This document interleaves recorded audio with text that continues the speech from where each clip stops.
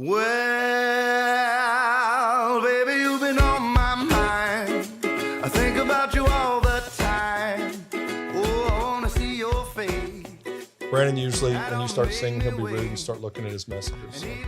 I'm kidding. I'm kidding. Put it All right. All right, let's roll. Let's do it. Ready So, back? and we just roll. So it's just natural, okay? That's fine. All right.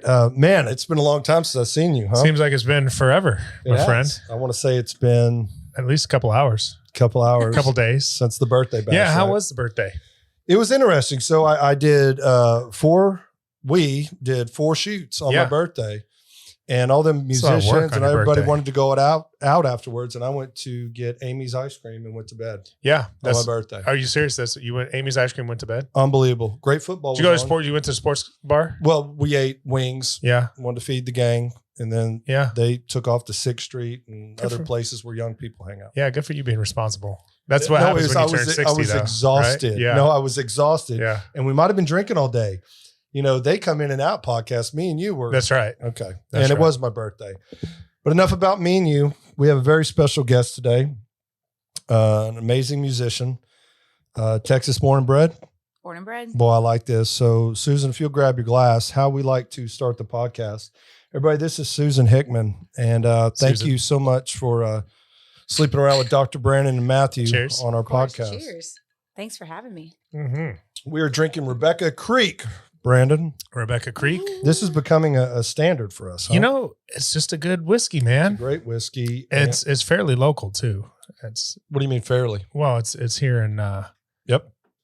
Uh-oh. Central Texas. Central Texas. There you go. Where are we today? I know. Where am I? Yeah. I'm like, It's am I right in outside Texas? Austin. It is. It's It like is. I It mean, is. it's yeah. And a couple of artists are already sponsored by them. Bree Yep. Bagwell Yep. being one of them. And so we like drinking Rebecca Creek. We asked Susan what she wanted to drink. She said whiskey. I love it. Always. Whiskey. girl. Always whiskey. So thank you again for being on the podcast. Of course. Of course. You know, our story's kind of unique, Susan. It's a love affair that started 2 months ago. And what I mean by love affair is my love for your music. I was gonna say. Aw. No. I am great friends with Bree Bagwell, and I found out about you through her Nice. and through Miss Hobbs and through, and so I started listening to your music and reached out to you to come on our podcast. I went to a festival. What we call it, a festival? What would we call that? You know, it's a yearly thing that they do. So I mean, it's kind of a festival. I mean, it's Mhm. called Honky Tonk for Hope. It's Yep. Michael Broussard, a very, very dear friend of mine that I've known for probably 10, 12 years. Mhm. He So you puts- met him when you were 13. Yeah, let's go with that. Mhm. He puts that on, and it's a fantastic way to Yes. just to give back. And Mhm. they were raising money for little Oliver. Oh, that Um, was a sweet. he Went on is stage. Oh my gosh. Precious. So yeah, so I Precious. got to see her play live. So it wasn't all glitz and glam, and I'll tell you what, you sounded amazing, Thank you. and I'm just really excited to have you on the podcast. So I have become a fan of yours in recent years, 2 months ago, and I'm just glad you're here because our whole goal, Brandon and I's, when we started this podcast, was obviously to talk about sleep and health and wellness, and obviously we like to drink, but we love music, and we just want to be able to promote these amazing artists in Texas, especially. So thank you for your time. Yeah, I mean, it's so cool to be here. And whenever I started kind of getting in, looking what y'all had going on, I'm like, this is so cool. Okay, be honest, because I always like to ask people this, but I don't think I've asked this on air. Dan, you could correct me if I'm wrong. So when I approached you and you saw us sleeping around the podcast, come on. What'd I you had think? no idea. I had Okay. no idea. I'm like, that's kind of a funny name for a podcast. I'm like, what's this about? And then I Yeah. realized, what you did and like Right. the whole thing. Okay. So Yeah, we sleep around. I think it's funny. I think it's hilarious because like sleeping around, I've lived in and out of like all kinds of different places, Right. hotels, RVs, this and that. Like I'm always all over the place. So I think it's kind of funny that you've incorporated live music with. Well, it's funny, because sleep is our passion. It's my Mhm. passion. I got to tell you, when I I started, love to sleep too. when man. well, not, and not Nice just one. sleeping, which is I'm very passionate about. You are. I mean, I'm pretty much in bed early, but treating patients that suffer from sleep disorders has been one of the most rewarding things in my life. And building the business, my business is all about sleep apnea. It's all about helping people breathe while they're sleeping, preventing snoring, which goes over into their health and their wellness, but also their relationships and all that kind of stuff. And so, we knew that we wanted to have this podcast, and we knew that we're both so passionate about sleep that we're like, it's got to be a sleep focused name, but that doesn't mean it's got to be only about sleep, because there's so many cool stories out there and so many cool things. And we both, like Matt said, we love music. And so, the name's kind of edgy, maybe a little bit, but we all got to sleep and we got lots of stories to tell. And, so. Brandon's second passion is me. That's right. So Susan, we're just going to jump into it. It's going to be real light. We're just going to say, how in the heck did you start playing music? Take your time. Long story. No, it's actually a very short story. From the time that I was tiny, I knew that I was supposed to do music for a living, for a career. I didn't know what that meant. I didn't know how to get into it. Growing up, like 3-4 years old, I just pull in my family and their friends and everybody. I'm like, all right, here's the concert. We're going to put on a concert. Like a flashlight, or you actually just got, or like a spoon, or did you just? No, I had, so we had phone books. Y'all remember what those are? Oh, yeah. Dan, this is the second one, a phone book. Oh yeah. We got those. Yeah. I'd go get phone books because, everybody had like 10 or 15 of them, and I'd make myself a little platform. Nice. And that was my stage. Cause I was like this big. And, at family gatherings, and my dad's best friend in our families, that were all very, very close. And so we spent holidays and all that kind of stuff with them. So I'd get everybody and, put on like a 30-minute concert. I made everybody like sit down and like pay attention. So are we talking like 4 or 5? Yeah. Wow. And did you now try to be, I want you to be honest, because you're going to be humble, but did you know back then that you could sing? Or did you just love the entertainment? I just loved it. I didn't know if I was even good. I knew that I loved it. I wrote little songs to my sister. So my sister's 3 years younger than me. Okay. And when my mom had my sister, I thought I was her mom. And I was like, I have to take care of this. This is my little person. Right. And so she'd put me in her crib to entertain her, like when she's, cleaning the house or whatnot. Right. And I realized that if I sang to her, she was happy. And so I would sing to her. I'd write her little songs. I had like my little tape recorder that I carried everywhere with me. And so I would sing to her and write her little songs. And it just kind of stemmed from there. And so when I was 5, my mom put me in piano, which I wanted to play guitar so badly. And I don't think my mom knew like the difference between like you can get a smaller guitar, something that has a smaller neck for my little baby hands. And she's like, oh, we'll start with piano, which still had baby hands, and that was a whole thing. But I started with that. Ended up with violin. I actually didn't start playing guitar until I was almost 20. Oh wow. Yeah. So piano, violin, guitar. What else? Mandolin. Wow. I could technically say that I know how to play harmonica, but like I don't really count that. Yeah. But I know how. But you can play harmonica. Yeah. Gosh, that's one of my favorite instruments. Well, pianos. I mean, that's a fair. Do you ever play an instrument growing up? I mean, piano seems like it's a fairly common first instrument. I mean, I don't want to brag, but I do have a reputation of playing a mean tambourine. Okay. No, all I'm serious. right. Okay. It's devastatingly talent. Yeah. I've been told. Devastating being the front part of that. But no, I wish I played instruments. No, I do not play any. I got to tell you a tambourine story. Can I tell you a tambourine story? Please. You want to hear a tambourine story? Sure. You play a mean tambourine too? And a cowbell. Okay, cowbell. Whoa, cowbell. Yeah. So I was watching down in Whitewater, probably not far from where you're at, down there in New Braunfels at the amphitheater, and it was Nathaniel Rateliff, and he picks up the tambourine, he starts banging it. He's like 3 or 4 bangs in, and it must have been hitting it pretty hard because the entire thing just shattered all of a sudden. Oh no! And like the cymbals from the tambourine, the thing, like he stole that. That's my encore. All over. I mean, this was just on his hand though. Yeah. Oh, yeah. So either your hands are not as strong as his, or but anyways, I'm talking this thing, and he just like looks at it, and he's like, huh? And he just like tosses it to the side and he keeps singing and playing. You know, the show must go on, right? Of course, I'm sure. Yeah.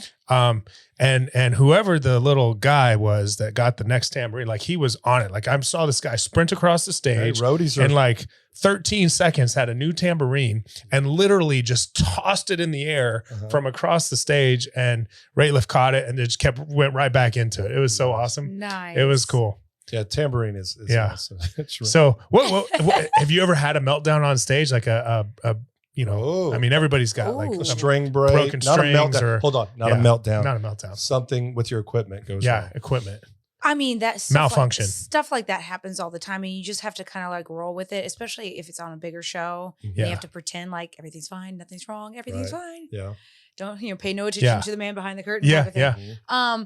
I know, like every now and then, Yeah. I mean, you Sure. know, It's just I actually I should knock on wood, but I don't really ever break strings. yeah. Every now and then I will, and I actually push the limits on my strings because I don't change them all that Yeah. often. Yeah. So Hey, Well, I my- never changed mine. Yeah, a good friend of mine plays fiddle, and he's just ridiculously talented at fiddle. And watching him play, and that sucker pops. And it's I mean, did that ever happen when you were playing violin? oh yes, and Woo! and if you're into it, and Yeah. it'll pop, and and they're so short, and they're yep. right next to your face. They go boom. Yeah. Yeah. So, so you fun. played these instruments. You were singing to your little sister. You're young. You said 4 or 5. You said but then we jumped and you said you played guitar at 20. I want to talk just a little bit about that 15-year period in between, if you don't mind, because Yeah. that's like huge, right? That's middle school. That's high school. Yeah. Did you like to perform in front of people by the time you got to middle school? And were you that lady that I went to school with that was always like in the musicals, sang the national anthem, did all that? Were you that bold or that talented? So I was homeschooled my whole life.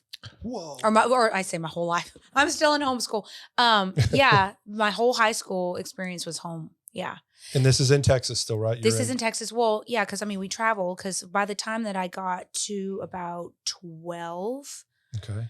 I told my parents, I was like, okay, I've talked about this for years. I want to sing. How do I do this for a living? And my mom, we're homeschooled, had a lot of social interaction. People are always like, did y'all wear prairie dresses? And like just Oh no. No, had my no daughter did TV homeschool. and all Yeah, that stuff. Yeah. But Yeah.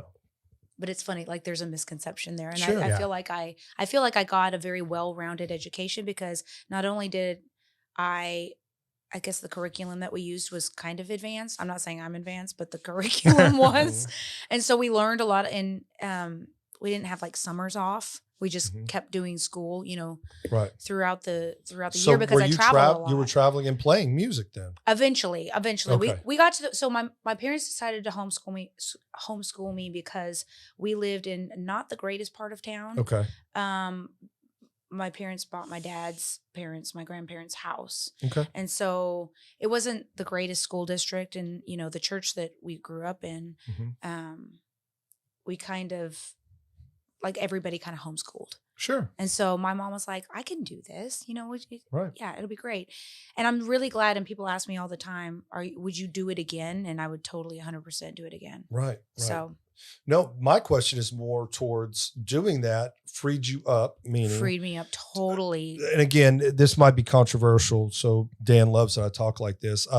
How I grew up, I just think is so antiquated. You're stuck in a building 8 to 9 hours a day with people you don't really want to be stuck with, learning subjects that you probably don't need to. And nowadays, having a daughter and seeing the pressures and the meanness and the stuff that they go through, because my daughter isn't an athlete, right? I grew up and I played sports and I had an activity and I was kind of in, right? Right.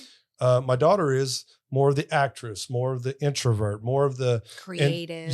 And so I can imagine, and we talked about how good my high school was as far as music, Yukon, Oklahoma, but I can see nowadays it's like, man, so my daughter was homeschooled for quite a bit until she got to a certain point. She goes, I want to go to this certain school because it offers certain things, theater, other stuff like that. But I can tell you that it's so antiquated. I look back and I remember just going, man, we were stuck. And my parents couldn't afford a private school or anything like that. So it was public school. So believe me, I'm with you. You were ahead of the time. Yeah, and I see that with my son too. Right. Like it's a struggle. School can be a struggle for so many kids, but the homeschooling option can just free up so much time and energy. And that's I guess, where I'm going with I guess that's my question Yeah. is were your parents like, oh, this is a thing. Like we're going to put our energy, into you your know, talent. because some parents, you see kids that play baseball and at 9 years old, they're doing the baseball camps, they're doing the baseball traveling, this and that. And some of those kids are homeschooled because they're nonstop Yeah. doing Year that kind round. of stuff. Yep. Were your parents pushing this music with you or behind you or? So they were very supportive once they realized that that was my path. Awesome. But up Good until word. the point where I literally sat them down and I said, I want to play music for a living. I want to do this. I don't know what I'm doing. And my mom, she's so funny. Her response to that was show me that you're serious. Nice. And of course, me at 12 years old going, I don't know what that means. Like, what do I do? Yeah. Just keep singing around the house. And so I took that and I went and again, second reference for the phone book, I got in there and I started looking at talent agencies and all of these things. And I made a list and I called all of them. I called every talent agency in our phone book. And 12 years old. At 12 years old. Yeah. I didn't even have phone privileges back then. And so I made this list. Right. And then that evening, I went back. I said, okay, this is what we're doing this week. I made appointments. I don't know why they let a 12-year-old schedule things at a talent agency. Yeah. Maybe you had a good voice even back then, because I'm thinking of a 12-year-old calling me going, I'd really like to be on your podcast. I know. I mean, I You know? still think I sound like a child, so I don't even know No. what they were thinking. But yeah, so I took her this list and she's like, okay, I guess we're doing this. And ended up finding a producer in our neighborhood. It was a very interesting couple of years. And so once we figured out what we were kind of Right. what the process was going to be, we went to the library. We read every music business book, like contracts, law, like all of that kind of stuff, Yeah. because of course, you think, oh, I'm going to do music, I'm going to get a record deal. Of course, that's like the first thing that, somebody Right. thinks. And then you get in the business and you're in this indie world and you're like, you don't actually have to do any of that. Yeah. You can do a lot of that yourself, and you don't have to get wrapped up with everybody else's agenda for you. And so it gives you a lot of freedom to, put out the kind of product that you. That's amazing though. There's Yeah, and you're really fortunate because and I feel you, because when I was 3, 4, I told my mom I want to be a dentist. Oh, that's so cool. And I mean, I don't know, it's kind of nerdy if you ask me. No, but you knew what you wanted.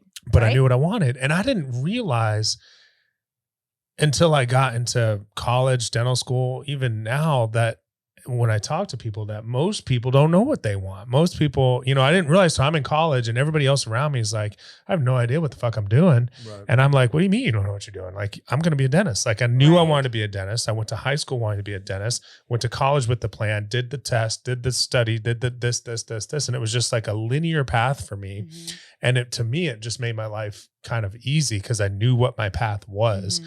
And I realize now not everybody knows what their path is. And so for you to know that was your path is really pretty cool. And listen, I can relate, because when I was 3, I went to my parents and I said, I want to host a podcast With a Dr. Brandon. dentist and have musicians on. And Oh here we my are. gosh, So here if we you're just are. you're just driven, so that's amazing. So you said this path, and you kind of this producer, this manager. What did that do for you? Did you start doing local shows? Did you start doing commercials? Did you start doing?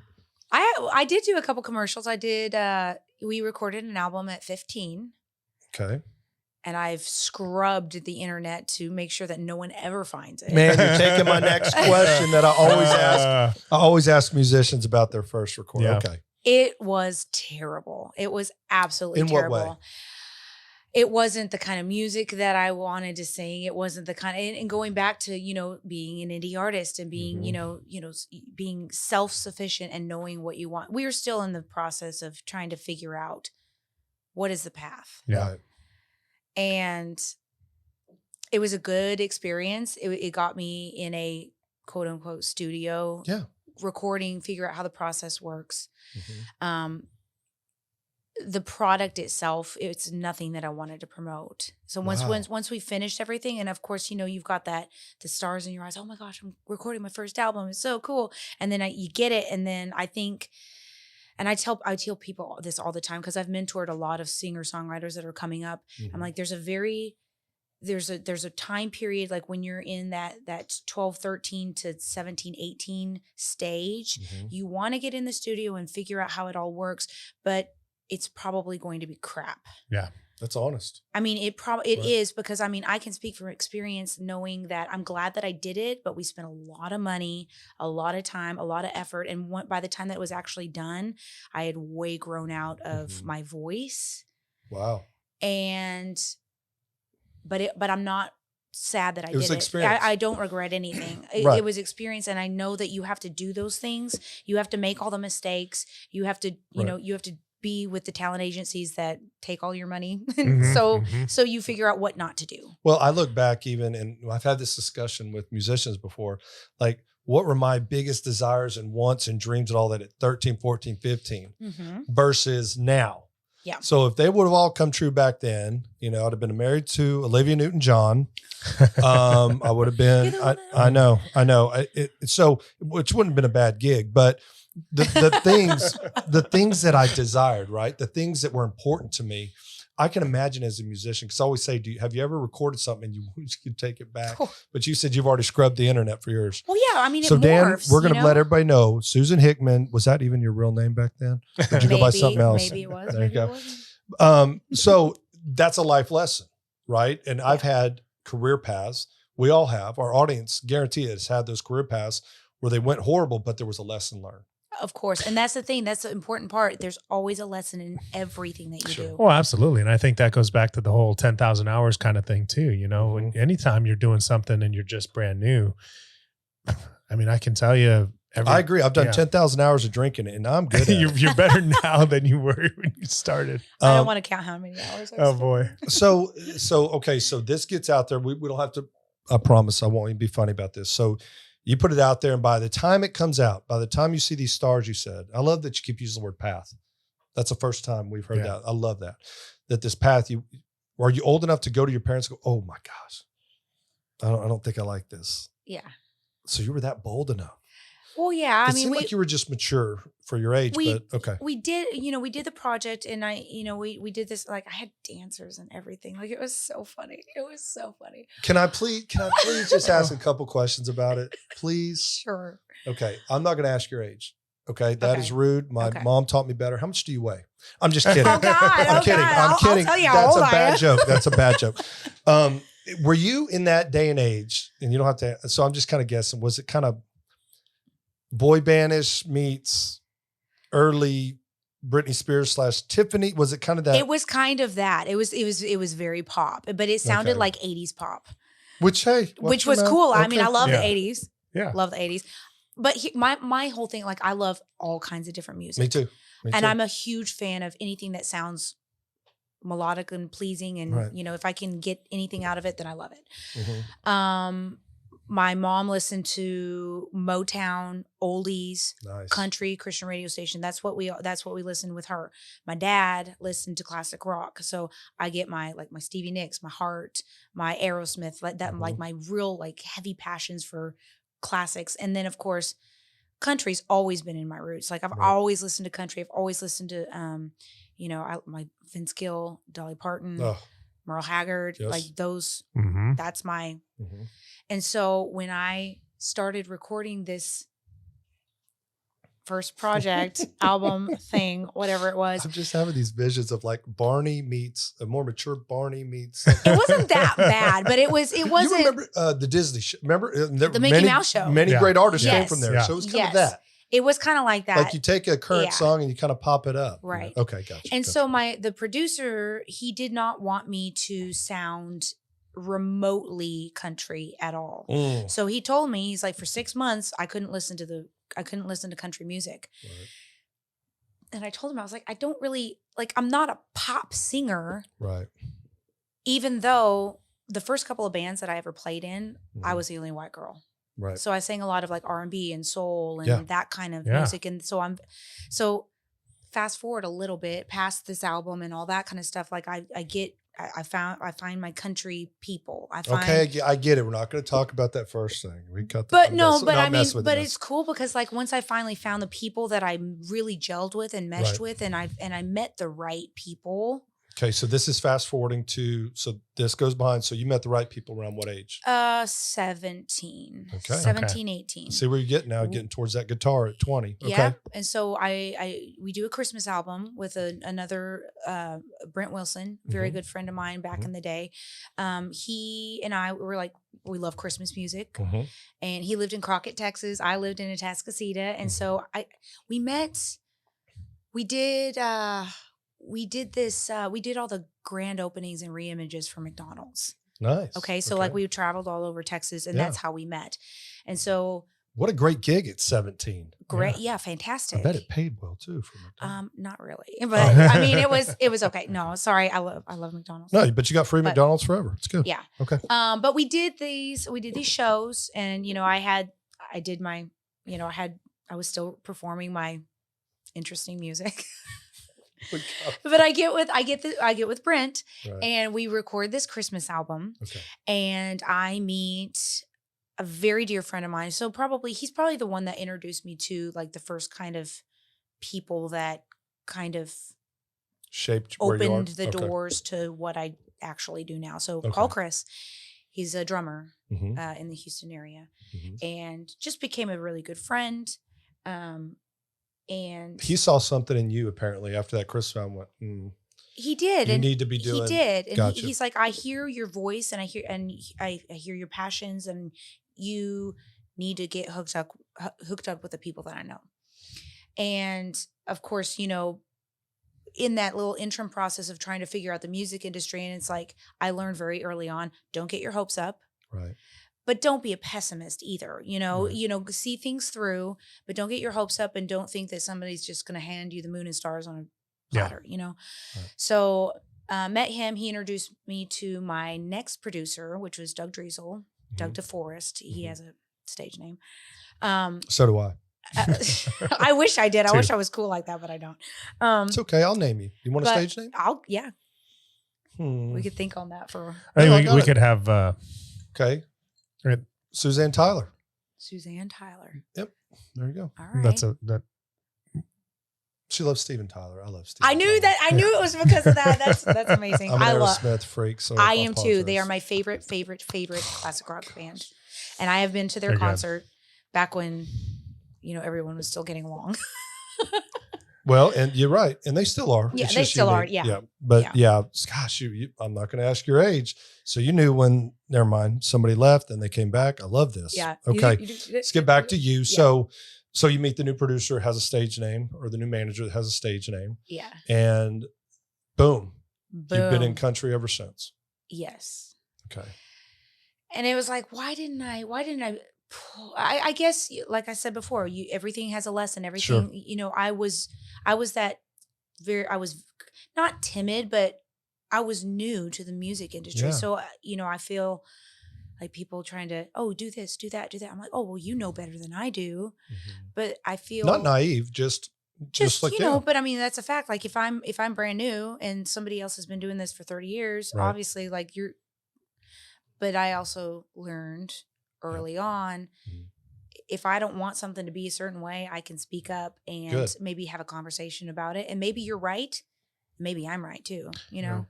Well, it's cool now that you've taken that experience that you've had with these people that were mentors to you one way or Yeah. another. And now that's something that you enjoy, is being able to mentor Oh yeah, 100%. musicians now, young musicians now, and Yeah. help them kind of show Yeah, them the I ropes. definitely want to go back to the word path. I don't know why this just is resonating with me, because I love this. Would it be safe to say, and you might be the first artist that we've had on that could say this, that your mentors and influences may have changed? Meaning when you were younger, they could have been, and that's okay. But that once you got kind of introduced after that Christmas album to go, oh my gosh, here's so-and-so, and that's the path. Or Mhm. that, is that fair to say? It's totally fair to say because And who would that be? Not the first one. I want to know once you got into country, was it more of like, because I've always said that I think Trisha Yearwood doesn't get enough credit. Oh, she's right? so amazing. Well, now, right. But I'm talking right when she But- first came out, she's back up Garth. Mhm. I'm a Garth guy where I grew up, Me but too. I can remember going like, who is this? Yeah. And then She's in Love with a Boy comes out. And I'm like, this voice, besides Martina McBride and amazing. I was like, and so where I came from, a lot of people were like, that's who I want to be like. Mhm. Who was that for you when you kind of knew country was the way you were going to go? So And it could be multiple. I do have multiples, but where my country influences, well, I can't even say country influences, where my actual influences have always consistently been. Okay. A lot of those, there's been new ones that have come along the way, Sure. but like Vince Gill, Yep. I heard. he is one of my absolute, if I could do a song with him, Mhm. I think I'd be the happiest person in the Okay. world. So I will get my phone out. Yep. And I'm we're- actually in the process of I'm trying to actually make it happen. I mean, it's not happening right now. But Well, he like, I is wanted to- Oklahoma. So, Yeah. I might have a shot. Dolly Parton is a huge one because she's just She's a the best. smart The businesswoman best. And writer. And just writer and all kept around. her rights. Yeah. Okay. She's the smartest woman, Mm-hmm. and I learned early on a lot about her, and Mm-hmm. I researched her. I went to the library because we didn't have a computer at the house. Hold on a second. We've said Okay, this a couple so, times. uh, Library. Library. I haven't paid my Have you dues. researched the library? I'm not allowed to the library. I didn't pay my dues. It's Okay. Okay. Oh my goodness, you have He's to so pay young. dues. I now? got so many late fees. He's so Oh, young. late fees. He's Oh, so yeah. young. He's young. So, you have to pay to go to the You library now? What? That was That's great. that's new. Also, there's this place called Blockbuster as well. The only one. There's only one left, and it's in Bend, Hey, do Oregon. me and a I want to favor. go there. Do me Hey, one I have favor. family Switch in out Bend. her, Really? Yes, That's I- where my one of favorite these, band is from. So it doesn't Really? just Who's your keep favorite going. band? Well, one of them. There's the first show that I ever saw. It's a band called Larry and His Flask. Okay. Yeah, they're I cool. have lots of family in Oregon and Washington, up parts in Canada. Yeah. Nice. That's cool. That's so cool. All right. So your influences. So we talked about Dolly. Of course, everybody says Dolly, and I'm not being funny. Everybody says Dolly, right? They do in But not everybody says Vince. So that's no, pretty Vince cool. Gill is amazing. There's Hold many. on one second. Merle Hold on. Haggard. Merle Haggard's Vince amazing. Gill's a country singer, not Vince Neil from Motley Vince- Crue. Although very good, but Gill. I know Vince Gill. Okay. Go ahead. No, but he's just so honest and Yep. everything. Like you can hear his just raw emotion when he plays. Anything that he sings, he just owns it. I have and to means ask you a it. question. Have you seen him with the Eagles? I have not seen it in And person, Glenn but Frey's I son? want to Oh, so badly. It's, But no, I've seen it on TV. Like Okay. I've seen their specials and all that kind of stuff. so you have a TV? I do, but I don't really watch Okay, it very okay. much. Yeah. All right. Dean Dillon. Once I realized who Dean Dillon actually was, Mhm. I met him and his wife Susie at a trail ride Mhm. in New Mexico, probably like 8 or 9 years ago. Okay. And when I realized, I knew who he was before, and I knew that he's written For a everybody. gazillion hits. But once I sat down and I was able to like have this banter back and forth with this man that Songwriting like legend. the coolest hippie that you've Yep. ever met in your entire life. Mhm. When I was able to, form a relationship with him and his wife, Susie and I love her so much. She's so fun. And then to be able to, he comes through town and I get to open for him and, Yep. and establishing this relationship that I listened to his songs on the radio as a child and Mhm. idolized those songs and sat with my own little tablet trying to write songs like the ones he wrote. Right. And I don't know, So that's a good influence from just what you're hearing on radio to everybody who's watching to an amazing songwriter. So that sounds almost kind of like where that songwriter and you probably got influenced as well.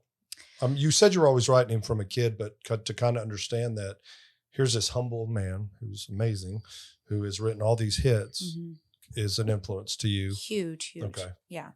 I didn't really feel like I was a songwriter until, I had been writing songs ever since I was really little. They were just trash. They were so bad. They were so bad. But I feel like once I started playing guitar Mhm. and I got in and so some of the people that I've mentored, some of the young singer-songwriters, I tell them, your instrument picks you. you can say your favorite thing is piano or your favorite instrument is this, and maybe you don't play it, maybe you play something else, but the instrument that you sit and woodshed and work and get inspired with, like, that's your instrument. And that was guitar for me.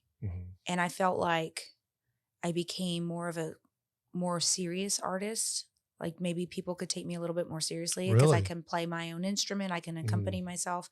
Because with piano and violin, I played at church and I played classical music. So being classically trained, trying to like go over into more of a secular, you know, playing country music and just like improvising, I didn't know how to do that at the time. And I'm still learning, you know, I'm gradually trying to start playing fiddle again at my live shows. And I've never played piano at my live shows ever. I mean, I played in church and I played in the orchestra and all that kind of stuff, but I can't play and sing piano at the same time. Yeah. And I'm learning because I do too much, because the classical thing, I haven't like rewired my brain yet. So I try to do too much and then try to sing at the same time. If I just kind of less is more type of thing. God, I'm going to use that line because I can't play either one of them at the same time or separately. Well, you can't even walk and chew gum at the same time. So we asked, I mean, I can barely do that either. We love to ask our artists a few questions before we ask them to play their first song of the podcast, not your very first song. And I love setting this up a couple different ways because I want to be respectful that even though you're calling it trash, you've been writing music for a long time. Yeah. Honestly, how do you write? Meaning, are you the type of person that hopefully you answer this, you wake up, but it just comes to you? Is it a moment? Do you write it on a yellow pad? Do you use your phone? How do you write? The process, the inspiration, all that. So it's different kind of every time. I mean, it is funny because I have a couple of songs where I have woken up out of a dream, and I used to keep. I really am showing my age here. I used to keep one of those little handheld little tape recorders with the little mini cassettes by my bed, and so I'd wake up just dead sleep, you know. And sometimes it was gibberish, sometimes it wasn't. Most of the time it was gibberish. Because it's great inspiration. I can't wait for you guys to hear it. She pushes plays like, I love flies. Yeah. Flies on my face. I love lamb. But so I've written actually 2 pretty decent songs. Really, you know, I've put them on records and released them and all that kind of stuff from, you know, just waking up out of a dream. And so it's funny that y'all have this podcast because I have a lot of questions. We're gonna I have so many questions. We're gonna you got to earn the right. So we got to hear some guitar. No, I'm kidding. Okay, you could ask anytime. But I have very vivid dreams. Okay. So vivid to the fact that I wake up and I actually wonder if they happened. Yeah. And I have to like go through the day going, okay, I'll think about something that happened in the dream. I'm like, oh shoot, no. And have you ever peed in a dream? I have. And then realized that you were also peeing in your bed? I have. Doesn't everybody? I have. It's like Tuesdays, right? No, but that did happen one time. I was actually sleeping on my couch. Yeah. And I'm like, that's happened to me before, at least a couple times. Obviously, there was nobody except me there, but I'm like, oh my God, I'm so human. No, in my dream, I was like out on a golf course or something and I just had to pee really bad. So I go over to the side and I'm like peeing on a bush or something in my dream. No. But then I woke up and I wasn't in my dream. Right. I had a good friend of mine who peed the bed. And I was asking this friend of mine, I said, how'd you clean it up? Like, what would you do? He said, no, I just stood up, turned around and peed on my bed. Oh, no. Isn't that great? So that friend, he might be bald headed and have tattoos and extremely handsome. That guy, I can remember, then I just crawled right back into the bed. Just crawled right back in it and went back to bed. Yeah. We talked about 10,000 hours of drinking. Yeah. Hey, so you got to be good at something. So you've had a couple of these songs that just come to you in a dream. Oh, I know where we're going with this. Dan, most guitar? of your songs, please. You're writing. Is it like you've got set aside time? Is it always the guitar? It's been the guitar thus far, as far as actually finishing and composing something. A lot of times I'll sit down on piano and get inspired. Oh, wow.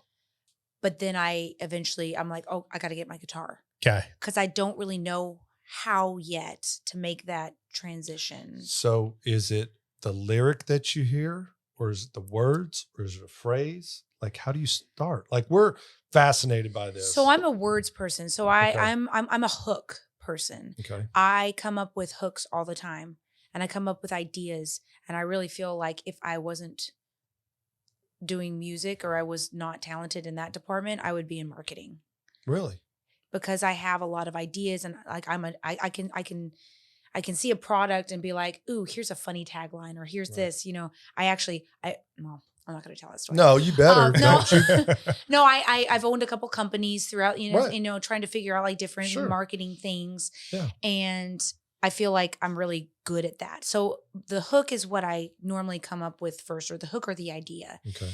And then trying to sit down and formulate an entire song around that idea sometimes is challenging. I don't just until lately. So I'm in a songwriter group with Bree, actually. She's Yeah. Yeah, she's a dedicated songwriter. she's fantastic. And like I love her she's so like, much. I'm gonna sit down and write a song every day. Mhm. Yeah. And it this may be is good, it what- may be bad, but I'm gonna sit down and Mhm. write a song. And I'm like, how do you do that? Luckily, we only have to turn them in every other week. Okay. And if you don't turn it in, you're booted out. Oh boy. Yeah. So I mean, it's a real incentive to, Wow. and I've wanted to do something like this for That's a really long accountability. time, I because love accountability. I do too. I'm huge with accountability, because yes, do I want to do something very badly? Yes. But I have all of these things Right. that, okay, here's priority. I really want to do this, but it's not on the priority list at this point in time. Songwriting is always a priority. Nice. And I feel like the last, like, especially since like the shutdown, the quarantine and all of that, I feel like I didn't use that time to the greatest potential. Whoa. Okay. Maybe I did. Because I'm thinking you probably couldn't gig a lot during that time. No, I mean, we did a lot of live streams, but I feel like so I didn't have any, I've never really had any time off since I started doing music, since I've like, my vacations are working vacations. I go Right, and play, Me I too. get to, and they're fun. They're great, Yeah. but I never just sat back and just had a relaxing. So I had a 2-month vacation. Good for you. Yeah. And Recharge. It's part of your Recharge. path. so I didn't do a Brandon lot takes vacation. What is he off 1 week a month? At least 1 week a month. At least 1 week. Dan, will you grab the guitar? Yeah. So I didn't do a lot of songwriting, but I did a lot of personal rest. Yeah. And I think that was important too. So I feel like maybe I don't give myself enough credit for. What's Well, hold on. I got to do this. Number one, we got to hear the story of this beautiful guitar. Number two, I would love to hear you play us a song. I can definitely. And do then I that. promise you we will answer, well, Brandon will answer any sleep questions you have. B, do you want to write down your question?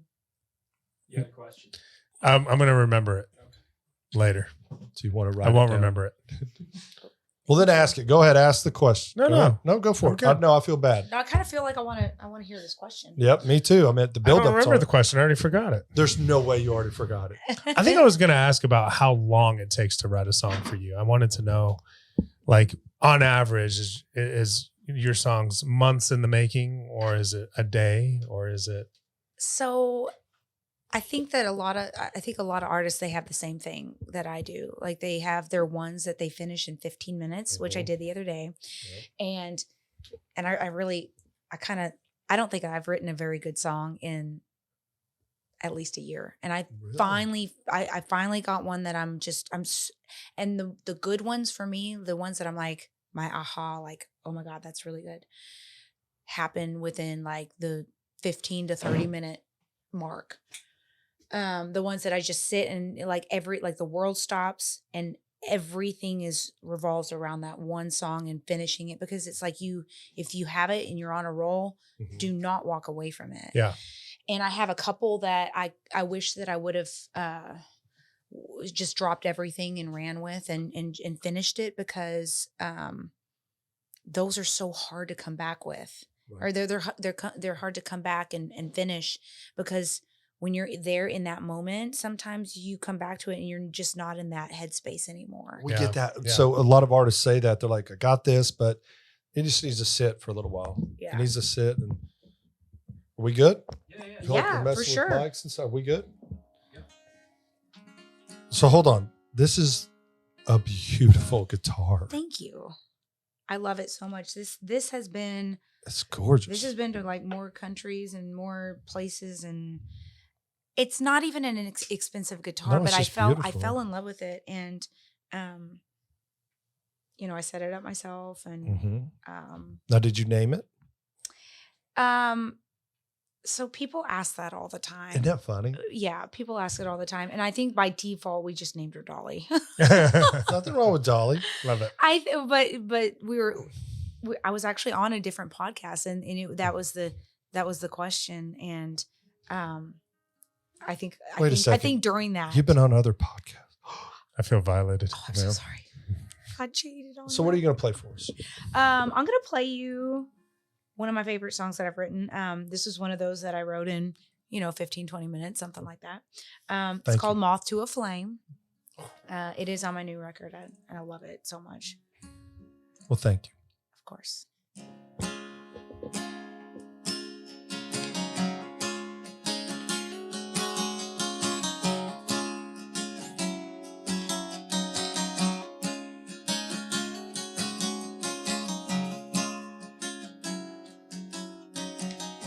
I should listen to what the people say. When it came to you, you waltzed right in, and then you wrecked me. I to the bait like a child.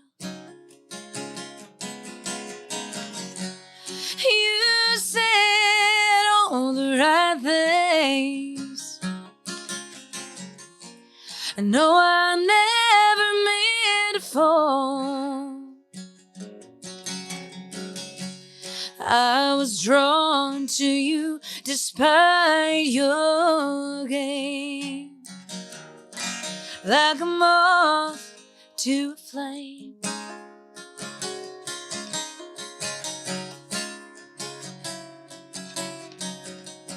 You said it was hard to let your guard down. Well, it was hard for me too. Yeah, swore I never loved another. Oh no, no, no. Then along came you.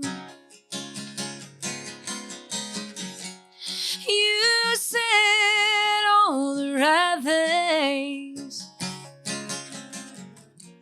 I know I never meant to fall. I was drawn to you despite your game, like a moth to a flame. I could have been everything you needed if you would have just let me in. I hope you're happy in the bed we used to lay. Ooh, I bet it still smells like me. You said all the right things. No, I never meant to fall. I was drawn to you despite your game, like a moth to a flame. I was blinded, I would have taken your name, like a moth to a flame.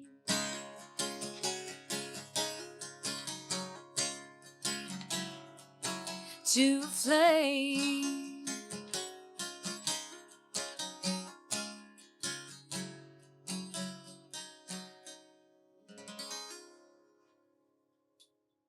Thank you so much. Of course. Beautiful. I don't even want to ask. Who that song I is? do not even. Who was that want song wrote to for, Susan? ask. Don't eat vegetables. I'm going to tell you, you had a line in there that I got chills. I mean, Oh my God. when you said, so when you're writing, and Brandon, you can ask the same question because we and you looked at each other. That's an awesome line.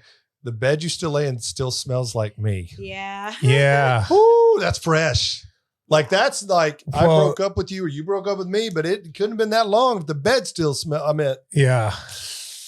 Well, but also just knowing how somebody's scent, sure, like what that Smell does like It- this it- what weird it brings thing out in you. for it's I like one of remember- your senses or something. I got to tell you, it's just I was gonna say, and we know how she smells. She smells great. You Yeah. do. Smell great. I showered today. Thank you very much. Did you really for I did. us? I did. Bet you didn't shower for the other podcast. yeah. Remain nameless. But yeah, no, that's beautiful. Thank you. That's one of my favorites. I love that song. I wrote that about 10 years ago. So so Metallica owes you a lot of money. Moth to a Flame, and and our good friend Lady Gaga, who got the whole tattoo. That term came to me through them. Mhm. Now I know you did it before, but I love that analogy. Not to a light, to a flame. Mhm. Yeah. And so I heard Lady Gaga talk about this, but she was saying that literally moths will just go into the flame Yeah. and burn. Poof. And burn Poof. because they are so drawn to it. Mm-hmm. And they have no control and all the things. Yes. And I hate being out of control. I am like that with donuts. Like oh, did I say that out loud? That is so embarrassing. That is so like you embarrassing. have like a twitch. Can we get a Homer Simpson Don't.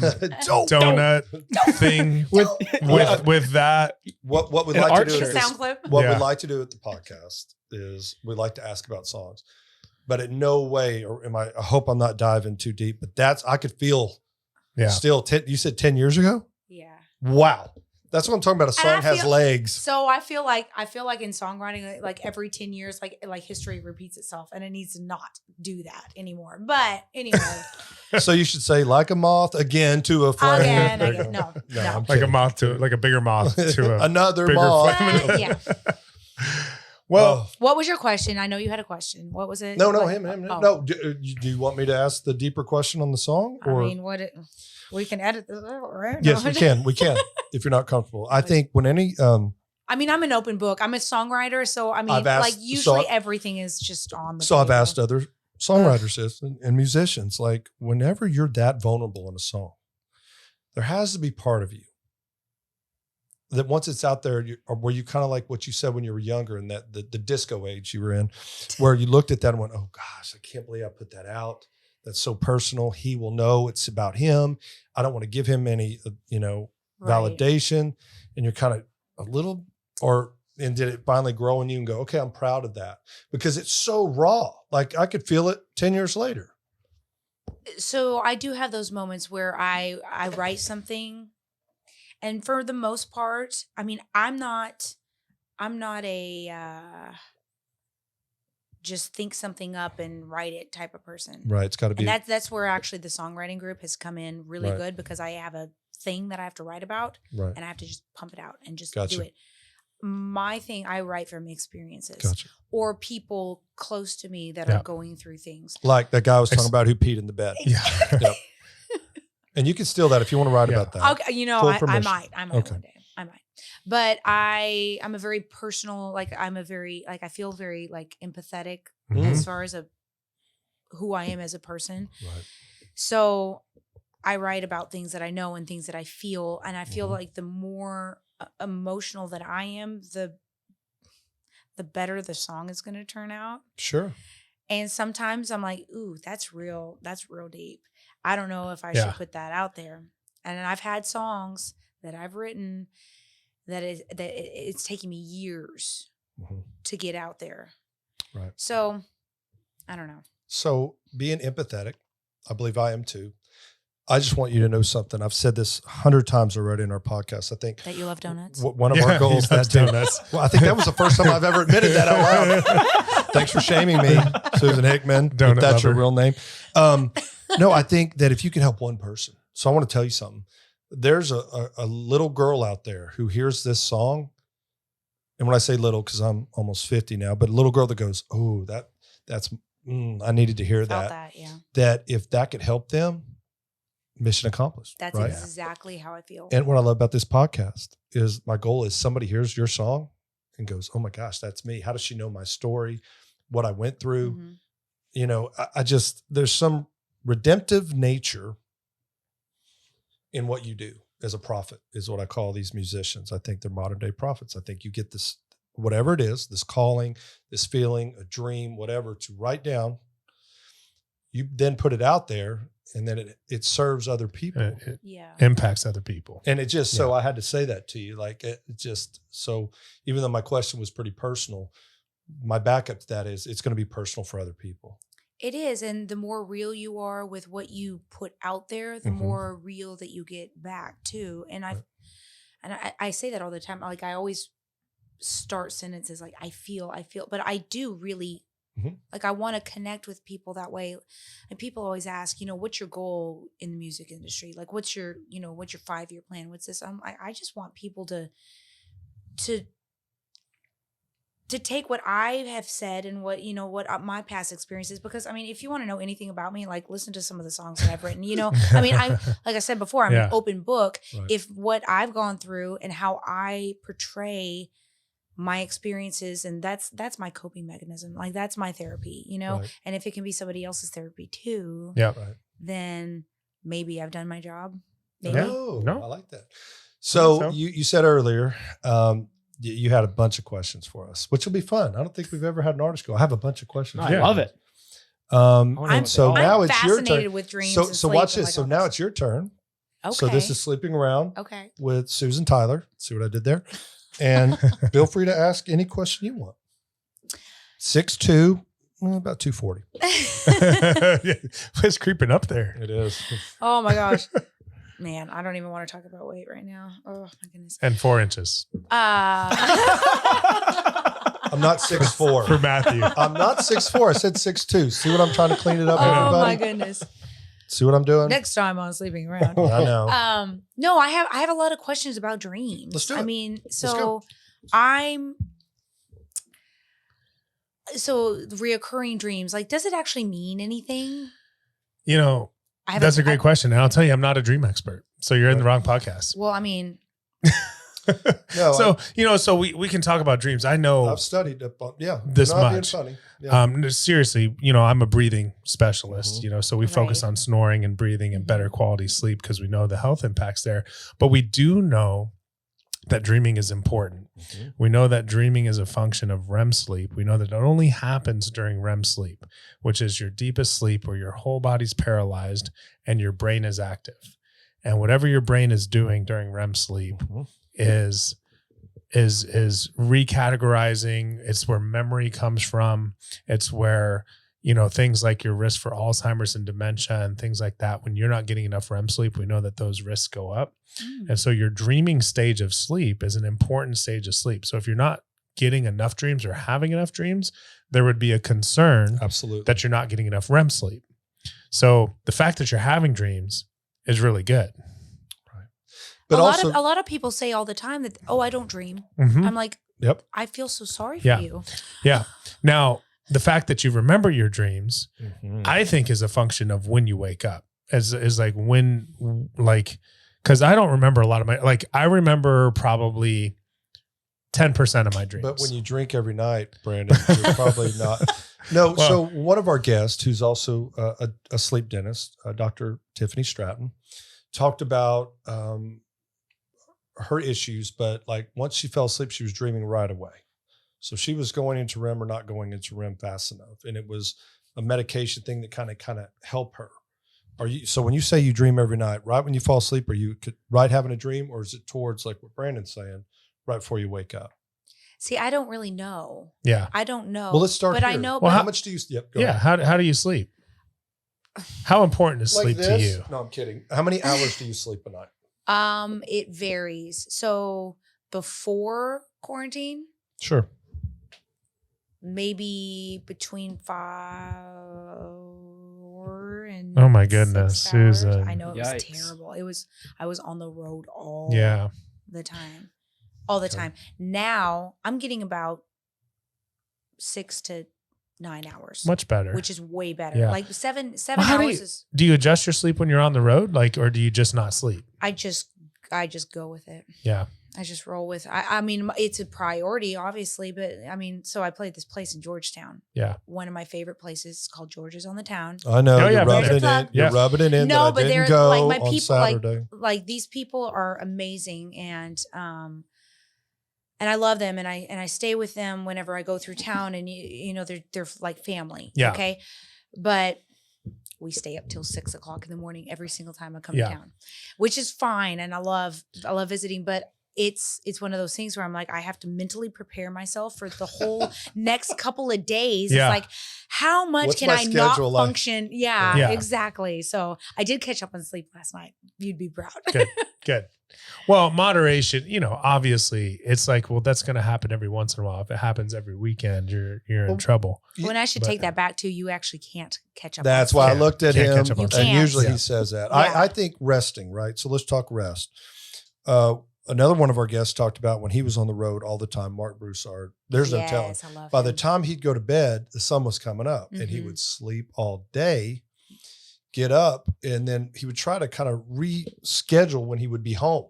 Right. And because he has kids, right? He has a Mhm. wife, he has a family. Mhm. Mhm. And that kind of flip flop of that will mess with you, right? You said since quarantine. So it sounds like that you took that time, that self care for quarantine, that 2 months to go, okay, I'm just going to relax, maybe do some self reflection. Your path changed a little bit to go, this is what I'm going to do. But I do want to get back to dreams. I think it's important. It's very healthy to dream. It's very unique to dream. Many artists, they say left brain, right brain. You will have vivid dreams. I talk to people all the time. I've never had a dream in my life. I dream in color. Some people say Yeah. they don't dream in color. That's not an issue, right? We could go to Freud. Freud said they're meant whole different things, right? Oh boy. Yeah. But if you go to modern psychology, modern technology, modern doctors, some people just dream and some people don't. Mhm. The interesting thing that they have found is that the artistic people who work with their hands, whether it be guitar, plaster, paint, they're more visual. Mhm. And a dream is that, right? It's visual. But then there's also people, and Brandon is this. He's very right brain. And I'm not knocking, like you're very talented too, but just this is how Mhm. life is. This is what we do. He's a genius when it comes to numbers and technology. He just is that. Where Dan, I think, if he wasn't in the restroom right now, could probably say the same thing. Like there's just this mentality where if you're having dreams, you're like, oh, they're awesome.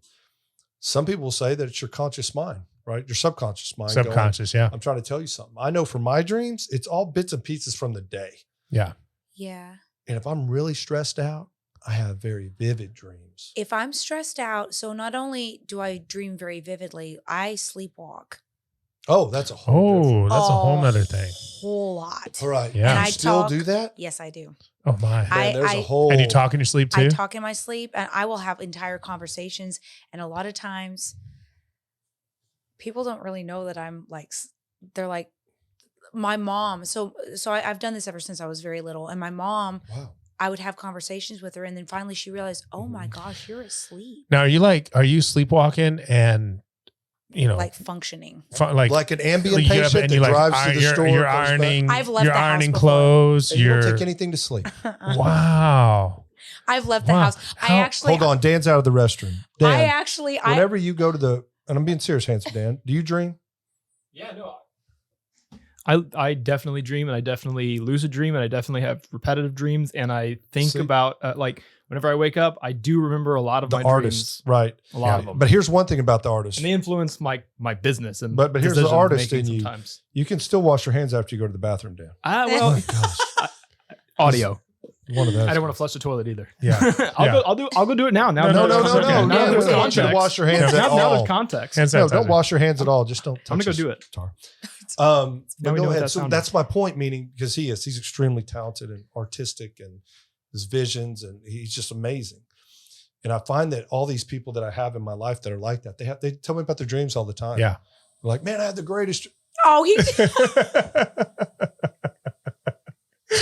oh my gosh, that's amazing. Although he's amazingly talented and artist, he Yeah. has no it's social awareness. Situational awareness. Yeah. Well, so the sleepwalk. How often does the sleepwalking happen? Fascinating. Is that like a nightly thing? So sometimes I know that I do it, and sometimes I wake myself up like mid sleepwalk. Okay. And sometimes I go to bed and I don't really know that I've done it. So I can tell you a story. Please. I used to. So back when I was younger, me and my sister, we've always been super close, and we would take turns sleeping in each other's rooms. Yeah.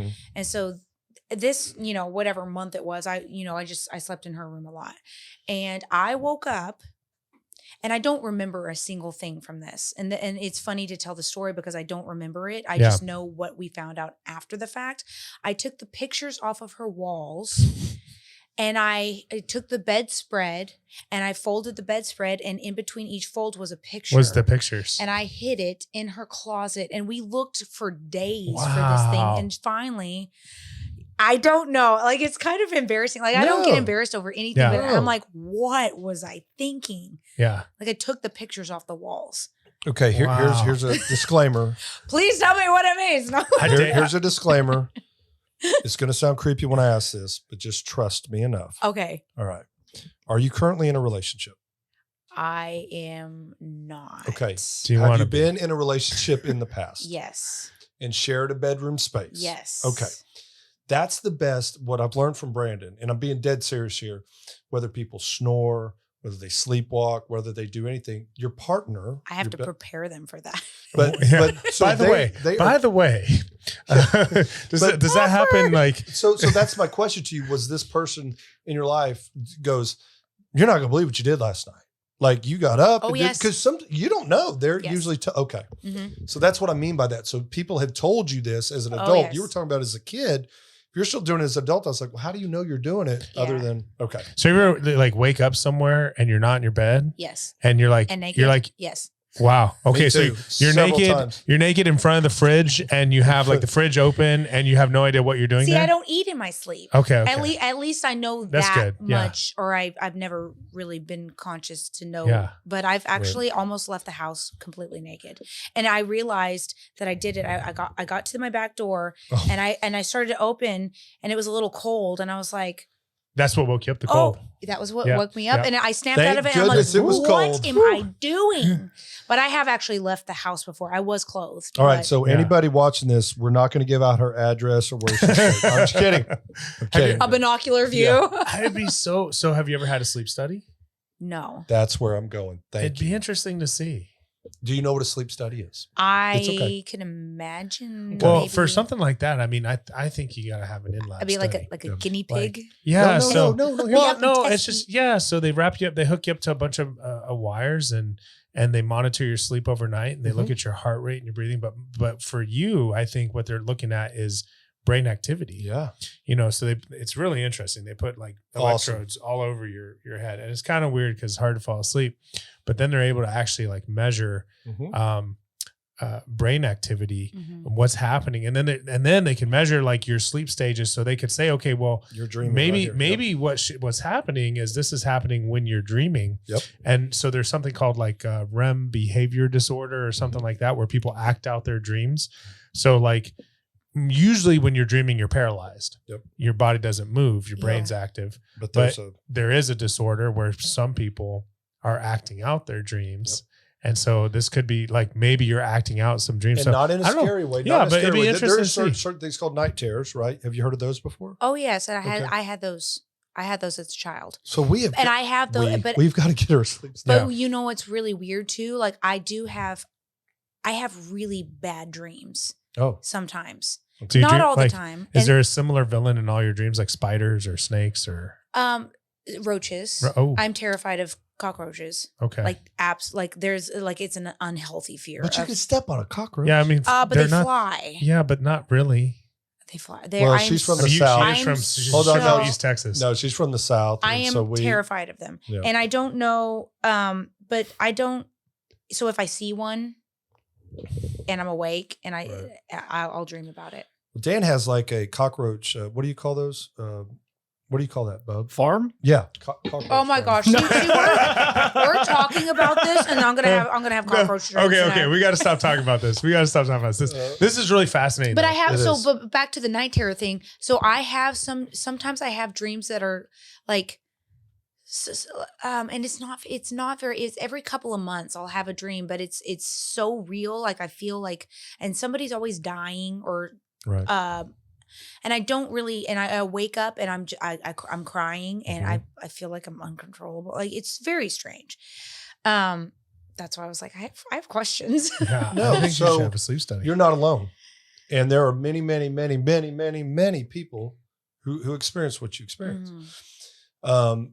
I think Brandon's 100% correct. An in-lab sleep study is very common. Would be very interesting. Yeah.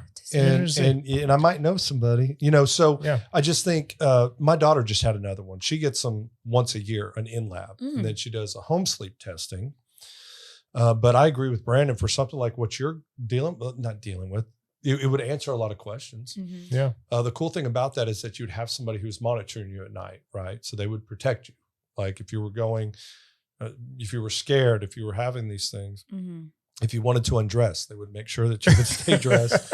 They would take care of you. We had an amazing person on our podcast who owns an in-lab sleep, and he does it so cool, man. I'd never heard of people who do that. And like if you sleep with your dog, bring your dog. If you sleep with your spouse or partner, bring them. If you have a glass of wine at night every night, bring a your glass of bottle. wine. Like Okay. he wants to make it as close to What normal would as you- possible. Oh, okay. Yeah. And so Interesting. nothing to fear either. I think, but it would answer a lot of stuff. Yeah. The brain activity will tell you so much information, and you're looking at these squiggly lines going, I don't know this, but that's why they have doctors who read it and go, this is where you're sleeping. This is how many times you stop breathing. We could tell you were in What your REM really your fast. heart rate was doing. Yeah. What your brain I know. activity I was. grind Yeah. my teeth in my sleep We too. look at that too. Yeah. I'm so glad you brought up grinding teeth and sleep, right? Mhm. So Dr. Brandon also handles that. And so Nice. as a sleep physician, Brandon specializes in what he does as a dentist is prescribe an oral device. An oral device is the company that I work for and many other companies that's kind of the opposite of a CPAP. Have you ever seen anybody with a CPAP on? Okay.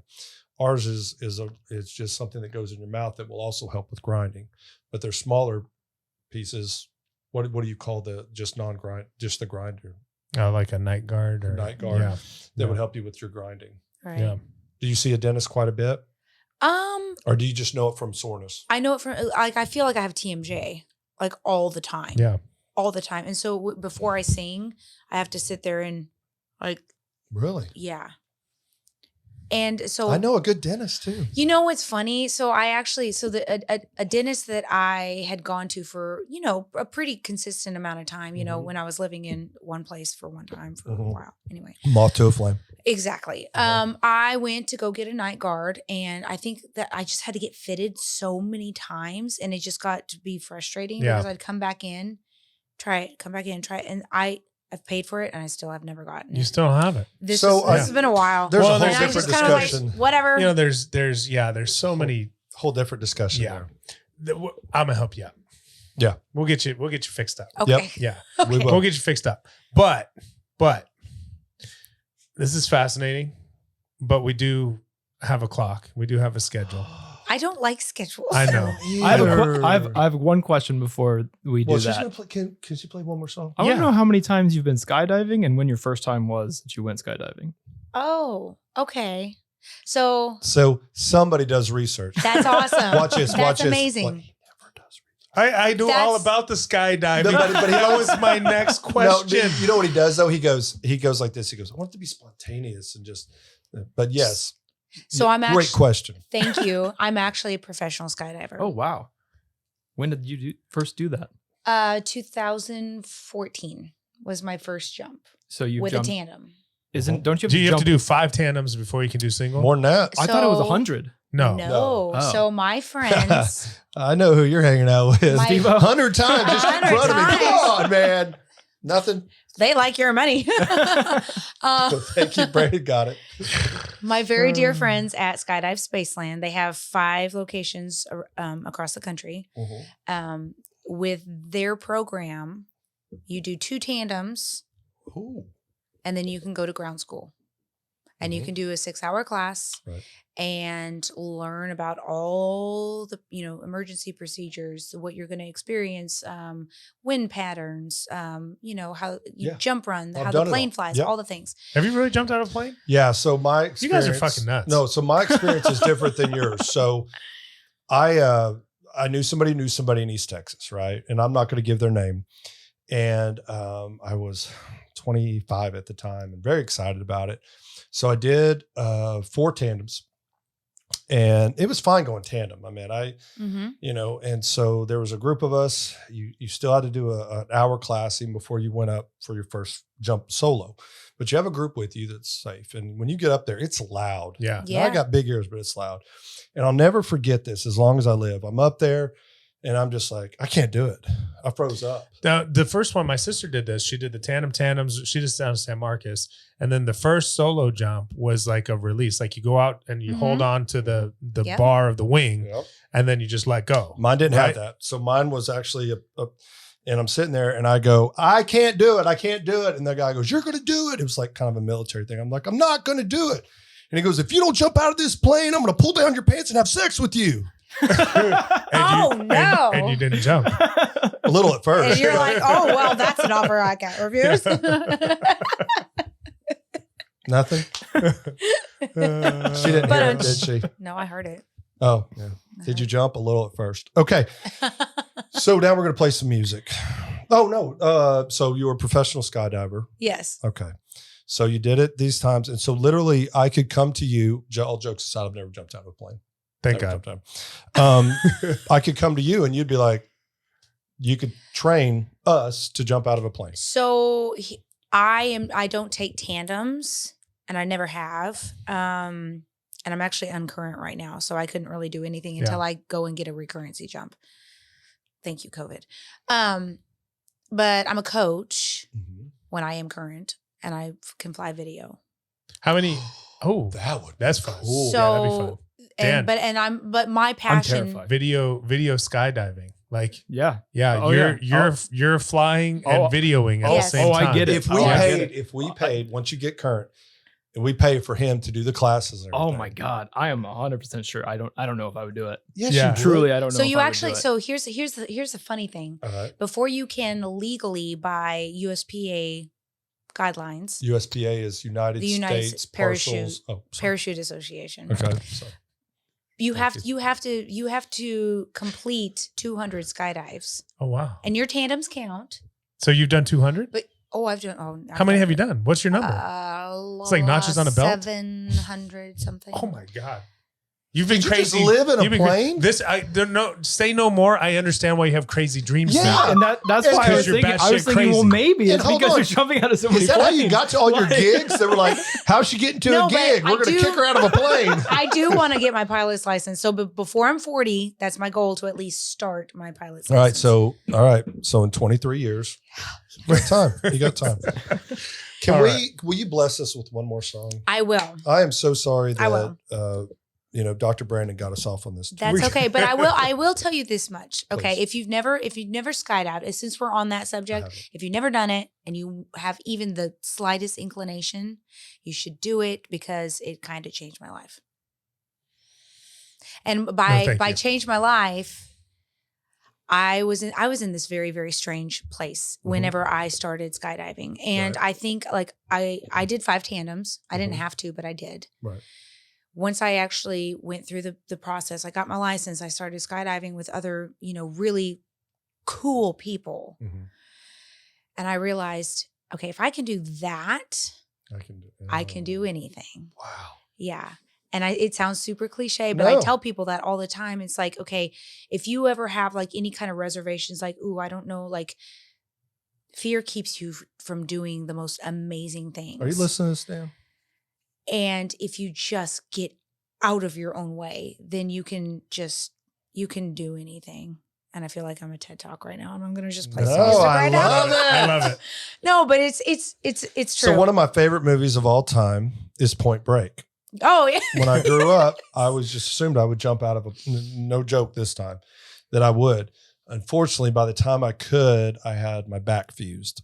They say that is the number. And I went to a class of, shoot, if I do a okay. tandem and I land a certain way, and they're like, no, you've had fused disc. And but I want to, and maybe I'll go somewhere that if somebody wants to get a hold of us, they'll just throw me out of a plane. Yeah, that'd be cool. Yeah.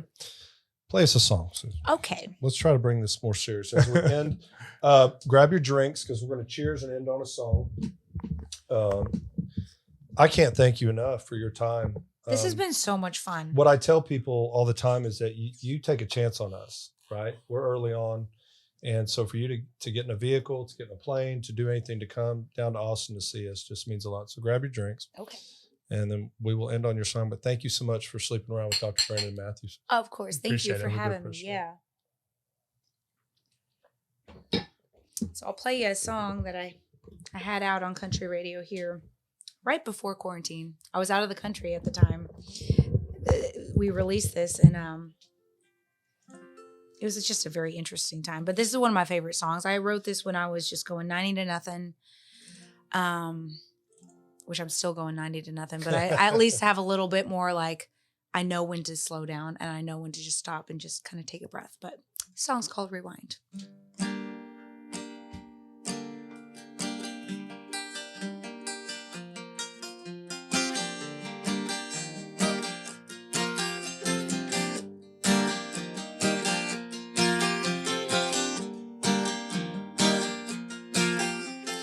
Heard people say, live and let live, it's a way to let your worries go. I know tomorrow is coming fast, I've gotta hurry, I'm running out of gas.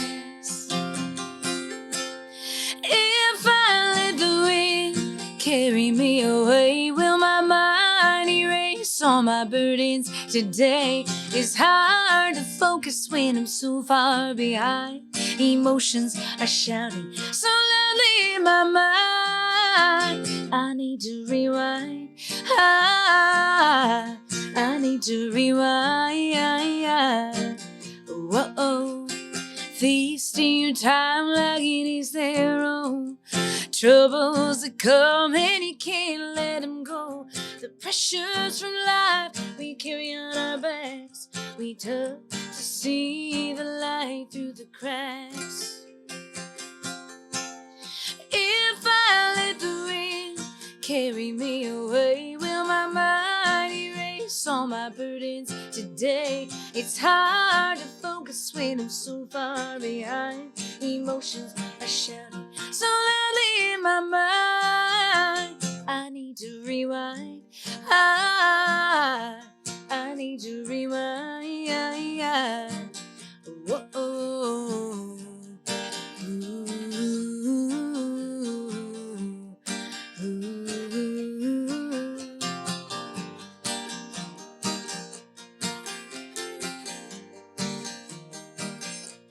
I need to rewind. I need to rewind. I need to rewind.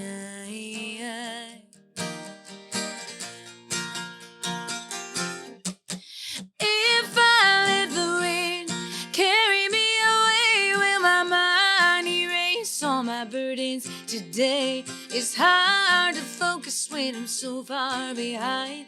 Emotions are shouting so loudly in my mind. I need to rewind. I need to rewind. Whoa.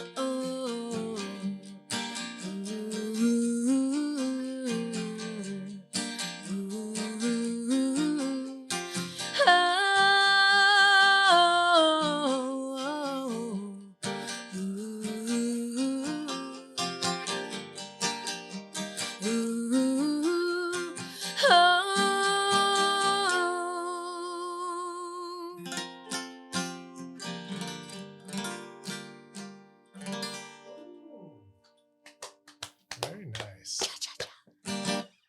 Boss. Thank you. Man. So usually how we end. When the sun goes down and the moon is